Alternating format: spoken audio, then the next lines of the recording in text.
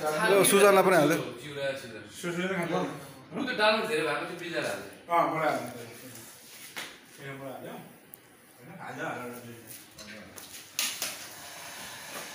छोटो छोटो बनाउनु यो चाहिँ बुहारी हो बुहारी बुहारी हो बिजार बुहारी चटनीमा चाहिँ लानु सेन्टरमा दिएको बुद्ध ग्लास छ गेडा छ त्यहाँ ए पाकेछ भने त्यत्रो पाकिसक्यो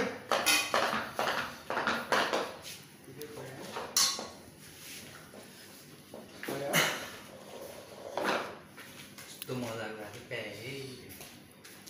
म चाहिँ ढेँडो मात्रै खाने ढेँडो मात्रै हाल पहिला पनि भात पछि आज ढेँडोको स्पेसल हेरौँ कस्तो हुँदो रहेछ ढेँडो सबै यहाँ बस्यो न ल हामी चालौँ यो बुझाउ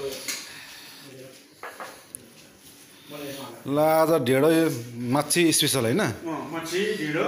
फिस स्पेसल यो सबै यो मछली स्पेशली बङ्गाली स्टाइलले बनाएको छ